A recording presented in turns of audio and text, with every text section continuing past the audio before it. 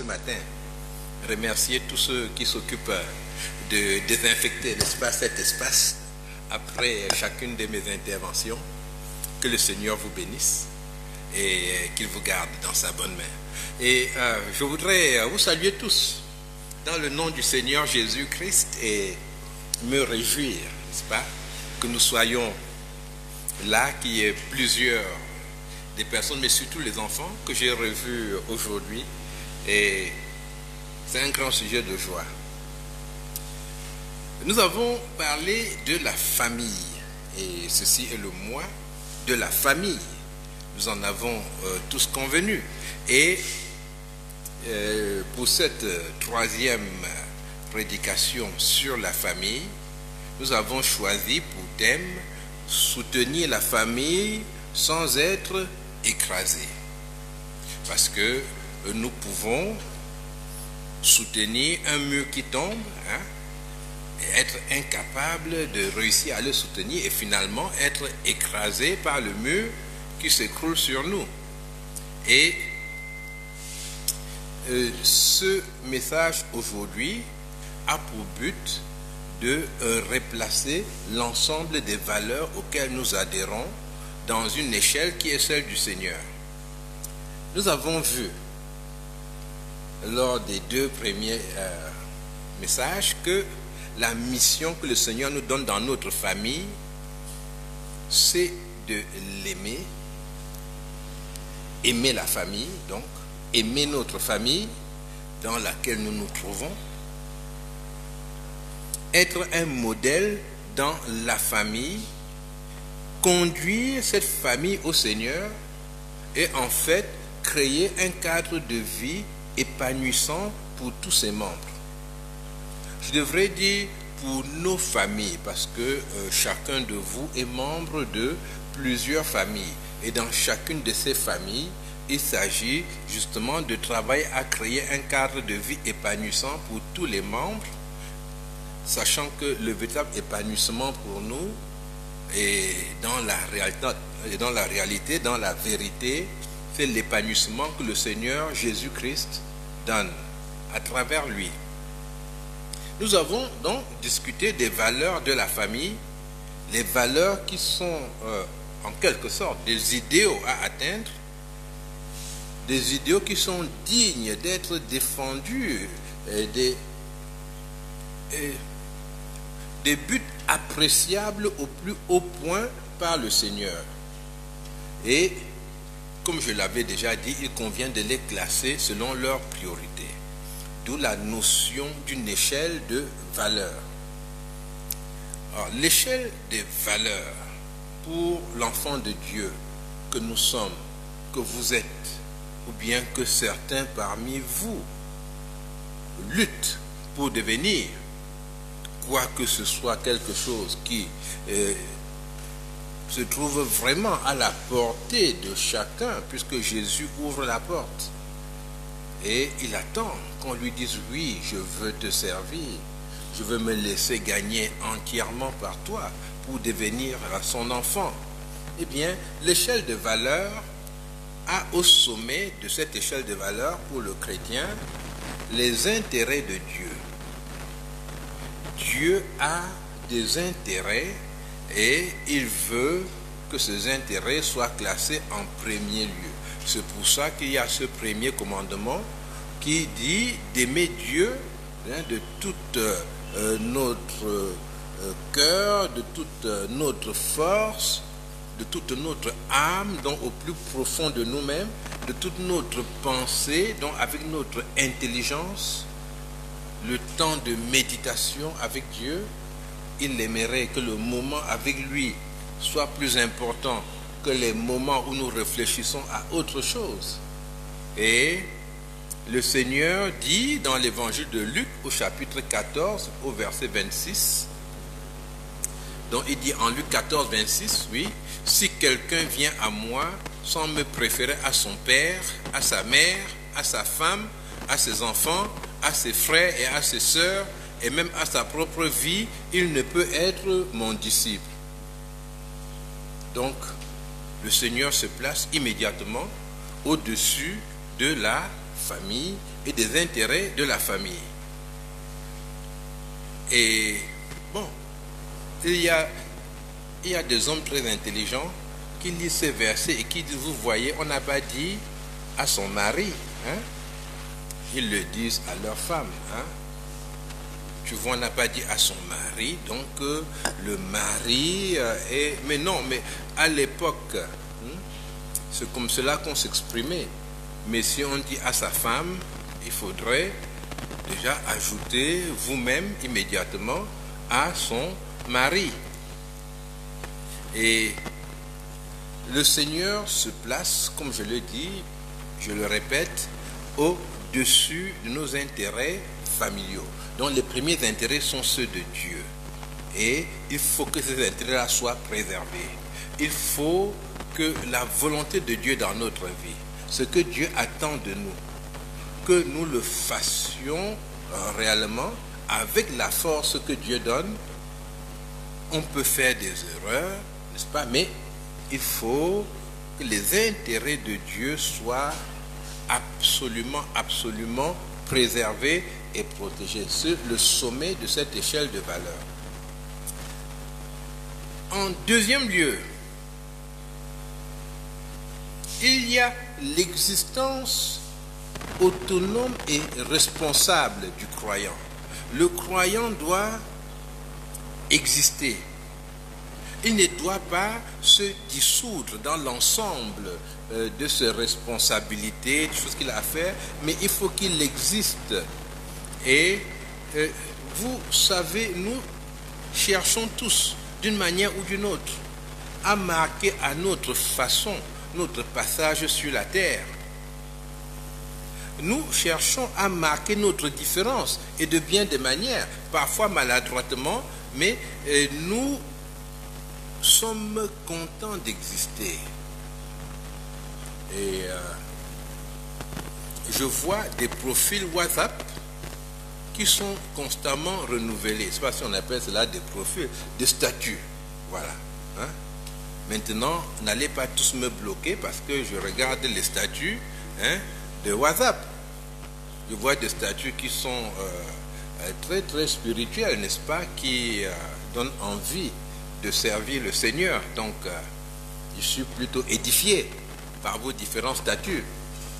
Et le fait de renouveler ce statut signifie qu'on a un désir de communiquer et qu'on a un désir de dire qui nous sommes aux autres et nous voulons exister. Et ça, c'est important. Nous voulons partager nos sentiments, nos sensations et surtout apprendre à jouir de la liberté que Dieu nous a donnée. Vous savez, quand nous sommes sauvés, quand nous venons à Jésus-Christ, le Seigneur nous conduit à découvrir tout ce que Dieu a préparé pour nous, ce que Dieu nous a donné par son Saint-Esprit. Et il faut effectivement le saisir. Donc nous avons une histoire avec Dieu. Et dans l'échelle de valeur, le fait d'exister, de marcher avec Dieu et de tracer notre vie, notre sillage ici-bas, eh bien, c'est une question très très importante. Donc, dans l'échelle de valeur que je vous propose, elle vient immédiatement après les intérêts de Dieu. Et dans cette existence-là, il y a par exemple le mariage. Nous avons ce bonheur, bon, si on peut l'appeler comme ça, de pouvoir choisir aujourd'hui avec qui on se marie, n'est-ce pas? Il y a plusieurs années, plusieurs dizaines d'années, ce n'était pas le cas. Les parents organisaient les mariages. Eh bien, là aussi, le croyant a son existence à lui qu'il va s'efforcer de préserver, qu'il va s'efforcer de gérer. Le choix d'un métier, autant de choses qui sont des questions liées à l'individu et qui viennent directement en second lieu dans l'échelle de valeur. Donc, premier point, c'était les intérêts de Dieu. En second lieu, je n'ai pas mis les intérêts du croyant, parce que les intérêts du croyant, ça aurait pu faire penser à quelque chose de purement égoïste. Mais c'est vraiment l'existence du croyant dans sa relation avec Dieu, avec les autres, qui est quelque chose de très très important et que le croyant devrait s'efforcer de préserver, de développer, apprendre à se reconnaître lui-même, n'est-ce pas, dans un miroir. Oui, c'est lui qui est non seulement la conséquence de toutes les circonstances qui l'entourent, mais il est aussi la conséquence de l'action de Dieu dans sa vie. Et l'action de Dieu détermine la qualité de sa vie. Et en troisième lieu maintenant, les intérêts familiaux.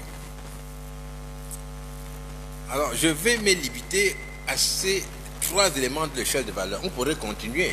Peut-être qu'il y a les amis, il y a le métier, mais j'ai pris ces trois éléments qui sont fondamentaux. Les intérêts familiaux peuvent être contradictoires parce que nous faisons partie de plusieurs familles. Une femme mariée a sa famille et elle a aussi son conjoint. La famille de la femme peut souhaiter que la femme héberge son neveu et qu'on s'en occupe, lui donner un enfant, n'est-ce pas, dont elle va s'occuper, alors que le conjoint peut vouloir plutôt que l'on prenne un enfant de sa famille à lui. Donc, vous voyez, les intérêts familiaux peuvent être des intérêts contradictoires. Et on peut continuer la liste, hein. On peut devoir se marier absolument parce que la famille exige qu'on se marie. Vous voyez, là, c'est un intérêt familial qui peut venir contredire un intérêt lié, n'est-ce pas, à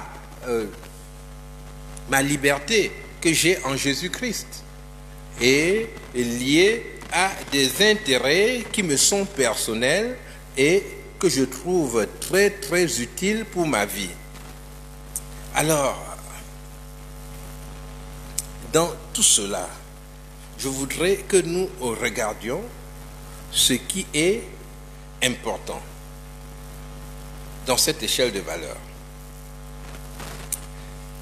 Et où est la place maintenant de la famille? Je l'ai mise en dernier lieu, mais je dois dire que l'Église doit chercher à construire le chrétien. N'est-ce pas, l'Église? Vous avez vu qu'il n'y a pas l'Église dans les intérêts.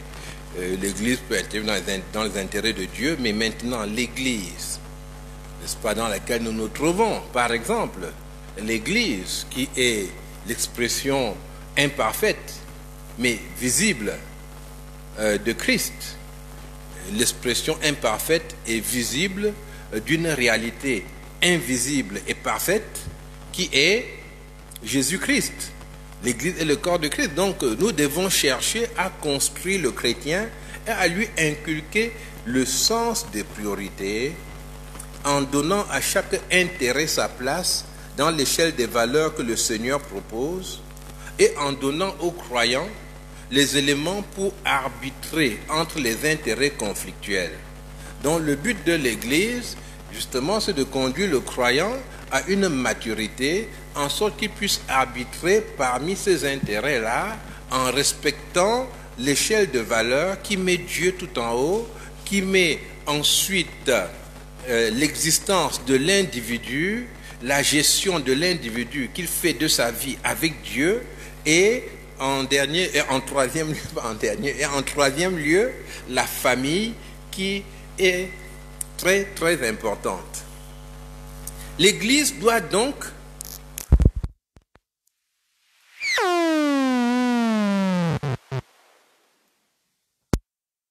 de croyants qui sont en difficulté parce que l'Église, une Église, les a conduits à se séparer de leur famille. Il y a plusieurs groupes chrétiens comme cela qui prêchent l'Évangile, mais qui en plus apportent une idée selon laquelle le croyant doit se couper totalement des siens pour dépendre de l'Église, vivre avec les frères. Il y a même des églises où les gens qui croient doivent déménager pour aller habiter dans l'église pour certaines personnes. Et c'est un mauvais choix. C'est un mauvais enseignement. Parce que j'ai regardé plusieurs cas comme celui-là et à la fin, lorsque le croyant rencontre des graves problèmes ou bien il tombe malade, mais on le renvoie dans sa famille. Mais c'est une famille qu'il avait rejetée, qu'il avait abandonnée. J'ai travaillé dans une église et où nous avions un pasteur qui était à l'est du Cameroun, voilà. Et travaillant à l'est, devait être vers Mouloundou, quelque chose comme ça. On m'a dit un jour, voilà, il a des problèmes avec les pygmées, et il a fait du tort à un pygmée, et puis ils lui ont jeté un sort. Bon, alors nous avons demandé que le pasteur revienne sur Yaoundé. Et quand il est revenu, quand on le regardait, il avait l'air normal, mais quand il parlait à l'envers. Par exemple, s'il disait je veux manger, il disait je, il disait veux, mais manger, il disait je mens. C'est-à-dire il renversait les syllabes. Alors c'était vraiment étonnant, il n'avait jamais vu ça. Comme il a dit, je suis allé le voir et puis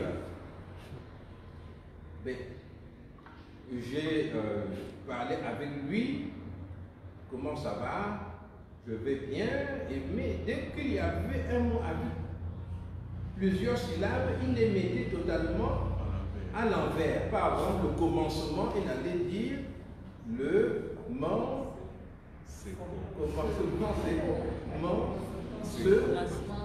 alors je crois, mais il le faisait tellement bien. Alors j'ai dit, mais ce n'est pas possible. J'ai pris une feuille que je lui ai donnée. Je lui ai dit, bon, écris maintenant ce que tu veux. Alors il a écrit en renversant les syllabes. Et il comprenait ce qu'il disait. Et je raconte cette histoire parce que, qu'est-ce qui est arrivé ensuite? C'est qu'il a été remis à sa famille. Oui, mais il était parti pour l'église, pour une mission de l'église. Il a été remis à sa famille. Je me suis rendu dans sa famille, évidemment, pour discuter, voir dans quelle condition il se trouvait. Et la famille l'a reçu, lui a donné un endroit où habiter. Et je pense que ce n'est pas utile pour l'église de briser les liens familiaux, parce que beaucoup de gens que nous recevons dans l'église, eh bien, ont leur famille comme une zone de repli qui est la plus sûre pour eux. Et nous ne devons pas l'oublier. L'église doit travailler pour préserver autant que possible les liens familiaux et éviter que les conflits entre le croyant et la famille prennent une dimension trop importante. Parfois il faut de la patience, parfois il faut les rencontrer, parfois il faut accepter de subir la persécution, mais l'Église doit agir avec beaucoup d'intelligence. Les intérêts familiaux, par contre, ne doivent pas avaler la vie du croyant. Hein? Donc les intérêts familiaux, donc on peut dire, ne doivent pas phagocyter la vie du croyant. Hein? J'ai donné la dimension protectrice de l'Église sur les liens familiaux. Maintenant, je dis que la famille, de son côté, ne doit pas entièrement absorber toute la vie du croyant, parce que la famille peut entrer en conflit avec l'existence autonome du croyant. Il est normal de consentir des sacrifices pour la famille, mais il n'est pas normal de se défier pour plaire à la famille. Assumer les responsabilités de père, prendre des décisions, ne pas confondre la faiblesse et l'amour, ça c'est important. Nous avons besoin de montrer de la fermeté dans plusieurs circonstances. Nous pouvons être un frère, un cousin qui se signale comme un enfant de Dieu. Ne nous laissons donc pas écraser par la famille, par le désir de plaire, par la... Un enfant de Dieu prie pour ne pas avoir peur des conflits, mais pour participer à leur solution. Un enfant de Dieu prie pour être capable de soutenir une situation difficile, mais arriver à une solution. Maintenant, je voudrais que nous regardions la famille qui rentre en conflit avec les enseignements de la Bible, les enseignements du Christ. Et ça, c'est un cas très très courant. Lorsqu'un enfant ou bien lorsqu'une personne vient au Seigneur, en général, il ne vient pas avec toute sa famille.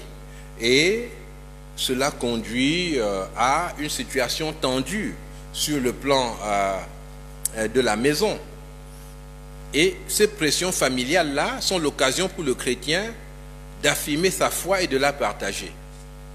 Ceux qui ont connu des persécutions familiales ont eu l'occasion d'apprendre à dépendre de Jésus-Christ dans la pratique quotidienne. Et ce sont des gens qui prennent même de l'avance dans la vie parce qu'ils apprennent que Jésus-Christ est absolument suffisant et qu'il est capable de s'occuper d'eux et de leur donner plus que ce qui leur a été refusé dans le cadre où ils attendaient tout, n'est-ce pas, de leur famille, des gens qui ont été avec lui, qui ont grandi avec lui.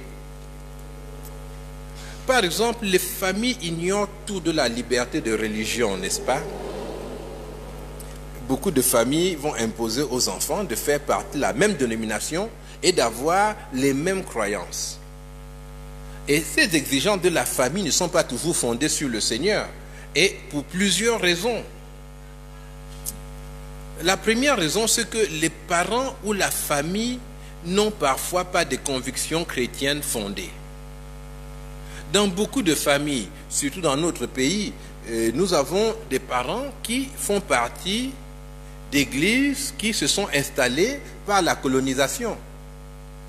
Et justement, dans ces églises, mais on est chrétien comme ça, on est inscrit dans un registre et puis voilà, on est chrétien.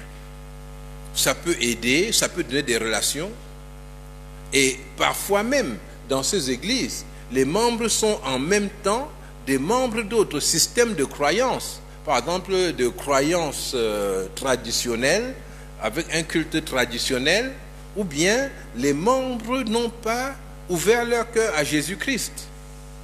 Et ils vivent dans la peur de ce qu'ils ne connaissent pas, d'un engagement trop important pour le Seigneur. J'ai connu, je crois que c'est un ou deux enfants, un ou deux jeunes, qui priaient à la maison, qui avaient cru en Jésus-Christ dans une famille qu'on peut dire chrétienne, mais leur père a brûlé leur Bible.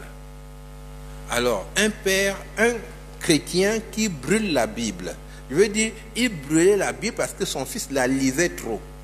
Il estimait que la Bible, c'est pour la garder à la maison, l'amener au culte de temps en temps, et puis si le pasteur vient prier chez toi, tu sors ta Bible et vous priez ensemble.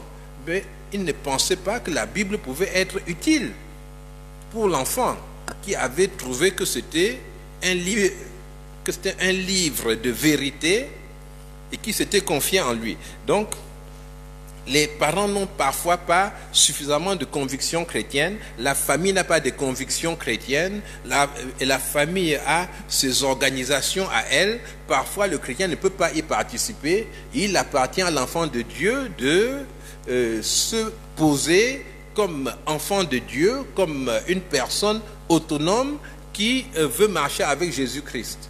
D'ailleurs, je veux dire à tous ceux qui vivent des persécutions et des distances comme celle-là, que c'est le seul moyen que Dieu vous donne pour que vous puissiez conduire votre famille à Jésus-Christ. c'est en résistant qu'ils vont se poser des questions et se tourner vers le Seigneur. Dans le livre de Jérémie, au chapitre 16, verset 19, il y a une parole intéressante. Jérémie dit, « Nous n'avons hérité de nos pères que le mensonge. » Et c'est le cas pour nous. Hein? Et là, en Afrique, ici, nos pères, ce qui nous est proposé sur le plan traditionnel, ce n'est que le mensonge et l'erreur.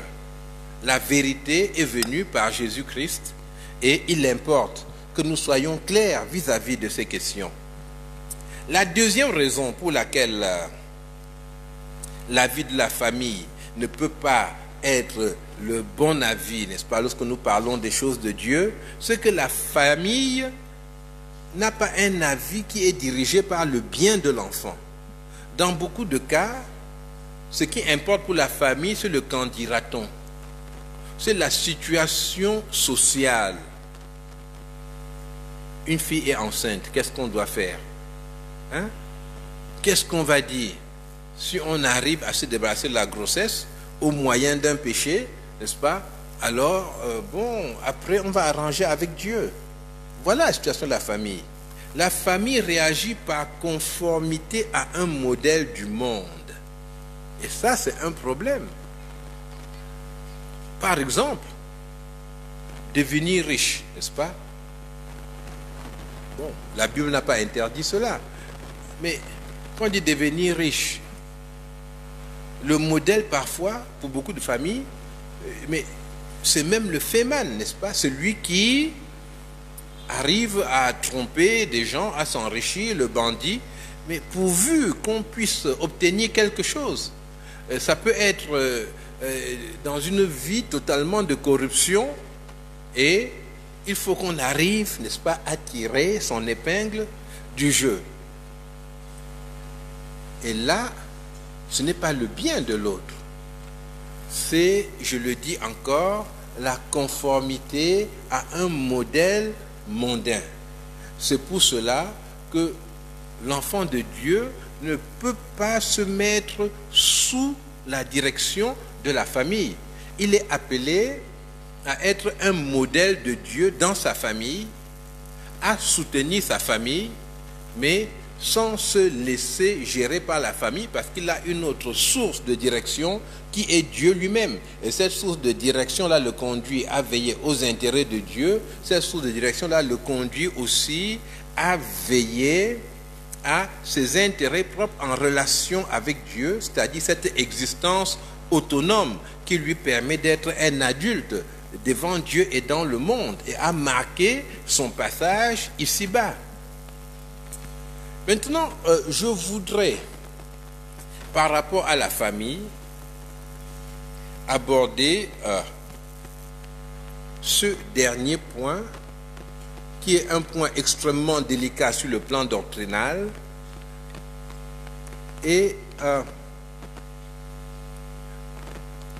qui consiste à ne pas se mettre sous la malédiction de la famille.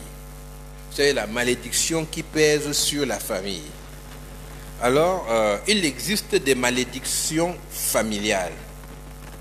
Comme la Bible le dit dans les 10 commandements, quand Dieu se présente comme celui qui punit les péchés des pères sur les enfants jusqu'à la 3e et à la 4e génération, et qui bénit sur 1000 générations de ceux qui le servent.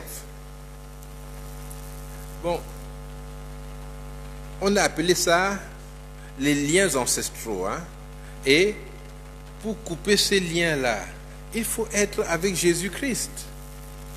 Et les problèmes de la famille perdent leur pouvoir. En effet, nous héritons des biens de notre famille. C'est normal que nous souffrions aussi avec elle. Mais le Seigneur est puissant pour détruire les liens familiaux. J'en parlerai de façon plus détaillée le mardi prochain, où, lors de l'étude biblique, je vais aborder ce qu'on appelle les malédictions ancestrales ou les liens ancestraux. Mais beaucoup de gens se placent sous la famille d'une façon qui n'honore pas Dieu. Je me rappelle un ami ingénieur de génie civil. Il faut quand même faire beaucoup d'années d'études. Et puis, c'était un grand ingénieur. Et il était chrétien. Je veux dire, je le considérais comme un enfant de Dieu. Et nous avons parlé parce que dans son église, lorsqu'il y avait des fêtes traditionnelles, l'église s'arrêtait, n'est-ce pas, pour qu'ils aillent d'abord à la fête traditionnelle. Donc, pendant le Ngondo, par exemple, l'église ferme. Et toute l'église est au Ngondo. Mais, alors, c'était incroyable. Je lui ai dit, mais, qu'est-ce que tu fais là-dedans? Il m'a dit, écoute-moi bien. Ça, c'est l'église où était mon père. J'ai dit, d'accord. Il dit, mon père, que je connais bien, n'était pas un fou ou parti dans l'église là. Donc c'est mon père qui m'a mis dedans, donc je reste dans cette église là. Mais il s'alignait donc derrière tout ce que son père a fait. Comment est-ce que les malédictions liées à son père ne vont pas l'atteindre quand il parle comme ça? Il se place comme héritier de son père. Et même par rapport à la loi, n'est-ce pas, dans la plupart des pays, quand vous héritez de quelqu'un, mais bon, vous pouvez danser en disant il y a des maisons et tout, mais vous héritez aussi des dettes de celui-là. Hein? Vous n'héritez pas simplement des actifs, vous héritez aussi du passif. Alors qu'est-ce qu'il faut faire? Ce n'est pas une question d'incantation, de couper les liens avec des délivrances complexes. Non. Quand on envoie par exemple un satellite pour tourner autour de la Lune, on fait décoller une fusée, n'est-ce pas, avec le satellite. Mais si la fusée s'arrête là dans l'espace, mais elle retombe directement sur la Terre. C'est-à-dire que la fusée est attirée par la Terre. Elle doit lutter, elle doit pousser pour aller vers la Lune. Et tant qu'elle ne monte pas assez haut, elle est soumise à l'attraction terrestre. Jusqu'au moment où elle va